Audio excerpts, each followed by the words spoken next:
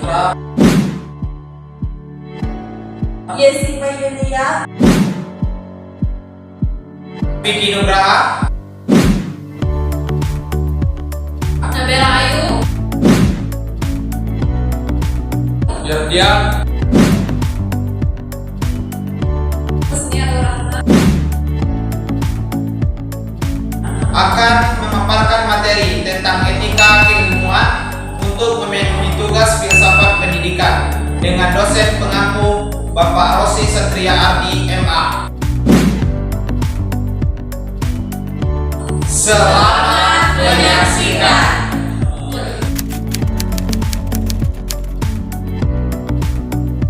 Kita masuk poin A pengantar. Ilmu berupaya untuk mengungkapkan realitas sebagaimana adanya, sedangkan moral pada dasarnya adalah petunjuk tentang apa yang seharusnya dilakukan manusia.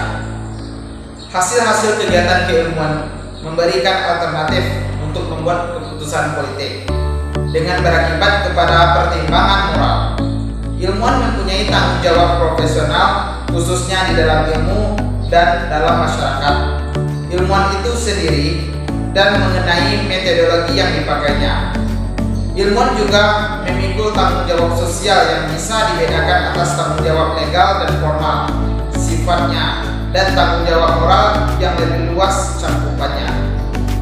Ilmu dan moral termasuk ke dalam komponen yang merupakan yang penyangga tubuh pengetahuan yang disusun. Komponen tersebut yaitu ontologi, epistemologi, dan aksiologi. Selanjutnya materi yang B, antara etika, moral, norma, dan kesusilaan. Etika secara etimologi berasal dari kata Yunani yang berarti etos, yaitu watak kesusilaan atau adat. Secara etimologi, etika adalah cabang filsafat yang membicarakan tingkah laku atau perbuatan manusia dalam hubungannya dengan baik buruknya. Yang dapat dinilai baik buruk adalah sikap manusia yang menyangkut perbuatan, tingkah laku, gerak-gerakan, kata-kata, dan sebagainya. Adapun motif, watak, suara hati sulit untuk dinilai. Perbuatan atau tingkah laku yang dikerjakan berdasarkan dapat dinilai, sedangkan yang dikerjakan dengan tidak sadar tidak dapat dinilai baik buruknya. Norma dalam artian yaitu alat tukang kayu atau tukang batu yang berupa segitiga. Kemudian norma berarti sebuah ukuran. Pada perkembangannya, norma diartikan garis pengaruh atau suatu peraturan. Misalnya yaitu adalah suatu masyarakat pasti berlaku norma umum, yaitu norma sopan santun, norma hukum, dan norma moral. Arti kesusilaan. Leibniz, seorang filsuf pada zaman modern, berpendapat bahwa kesusilaan adalah hasil suatu yang terjadi dalam jiwa, perkembangan dari nafsu alamiah yang gelap sampai kepada kehendak yang sadar, yang berarti sampai kepada kesadaran kesusilaan yang telah tumbuh lengkap disebutkan oleh aktivitas jiwa sendiri. Menurut filsuf Herbert Spencer, pengertian kesusilaan dapat berubah. Di antaranya bangsa berbagai pengertian kesusilaan sama sekali berbeda-beda. Selanjutnya C, dimensi ontologi, epistemologi, dan aksiologi. 1. Dimensi ontologi. Ontologi adalah studi yang membahas suatu yang ada. Secara sungguh-sungguh, ontologi juga diartikan dengan metafisika umum, yaitu cabang filsafat yang mempelajari sifat dari kenyataan yang terdalam. Ontologi membahas asas-asas rasional dari kenyataan. Objek material ontologi adalah yang artinya segala-segala meliputi yang ada sebagai wujud konkret dan abstrak, indrawi maupun tidak indrawi. Objek formal ontologi adalah memberikan dasar yang paling umum tiap masalah yang menyangkut manusia, dunia, dan Tuhan.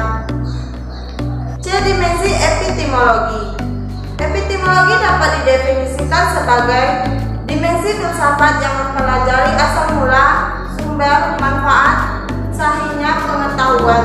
Secara sederhana disebut saja sebagai cara mempelajari, mengembangkan, memanfaatkan ilmu bagi permasalahan manusia. Epistemologi menjadi dasar pijakan dan memberikan legitimasi bagi suatu ilmu pengetahuan untuk diakui sebagai sebagai disiplin ilmu dan menentukan kebebasan disiplin ilmu tertentu.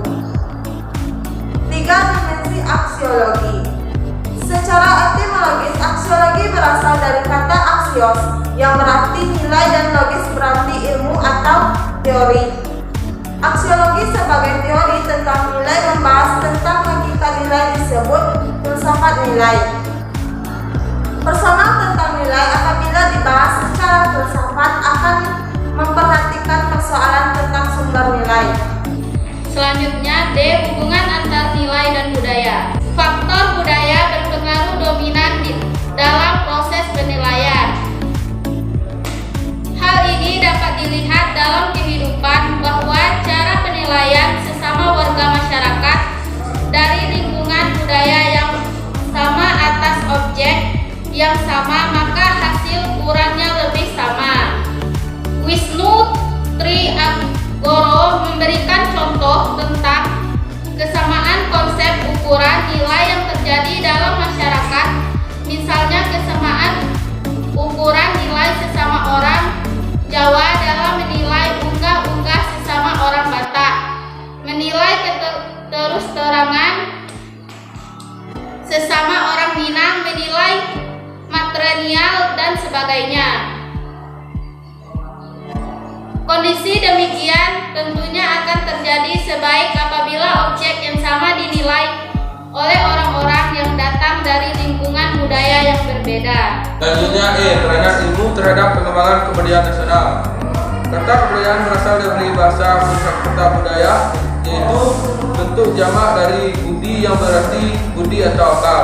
Dengan demikian, kebudayaan dapat diartikan hal-hal yang bersangkutan dengan akal. Ada sarjana lain yang mengupas kata budaya sebagai suatu perkembangan dari ikatan budaya yang berarti daya dari budi. Oleh karena itu, mereka membedakan budaya dari kebudayaan. Demikian budaya adalah daya dari budi yang berupa cipta, karsa, dan rasa itu. 1. Pengertian kebudayaan nasional. Menurut Profesor Nugroho Noto Susanto, kebudayaan nasional adalah kebudayaan daerah dan kebudayaan kesatuan. Bagi bangsa kita, kesadaran ke arah perwujudan kebudayaan nasional berakar dalam pengalaman historis dengan kita, yakni kesadaran dan bersama nasib. Kesatuan yang mencapai puncaknya pada tanggal 17 Agustus 1945, Sumpah Pemuda pada tanggal 28 Oktober 1928 merupakan cerminan kesadaran nasional yang pada dasarnya bersumber kesadaran akan persamaan kebudayaan. 2. Kebudayaan nasional dan manusia Indonesia. Masyarakat Indonesia yang maju dan mandiri, yang adil dan makmur, berdasarkan Pancasila dan Undang-Undang Dasar 1945, yang hanya mungkin terwujud bila seluruh upaya pembangunan nasional berpijak pada landasan budaya yang dinamis. Dinamis atau tidaknya kebudayaan nasional akan tampak dari mampu atau tidaknya kebudayaan merangsang pertumbuhan serta perkembangan segala kekuatan aktif kreatif yang dimiliki manusia dan masyarakat Indonesia. Jadi yang dibutuhkan adalah suatu ruang kebudayaan yang memungkinkan manusia Indonesia secara bebas mengekspresikan atau mengaktualisasikan diri dalam berbagai bentuk. 3. Peranan ilmu terhadap kebudayaan nasional. Dalam pengembangan kebudayaan nasional, nilai kritis, rasional, logis, objektif, terbuka, menjunjung kebenaran dan mengabdi secara nasional sangat diperlukan. Dalam menghadapi dunia modern sekarang ini diperlukan cara-cara yang terkandung dalam nilai-nilai ilmiah. Pengembangan kebudayaan nasional pada hakikatnya adalah perubahan dari kebudayaan yang sekarang bersifat konvensional ke arah situasi kebudayaan yang lebih mencerminkan aspirasi tujuan nasional. Sekian pemaparan materi dari kelompok kami, semoga bermanfaat. Jangan lupa like, comment, and subscribe, dan share ke sosial media kalian. Kami akhiri dengan membacakan Assalamualaikum warahmatullahi wabarakatuh.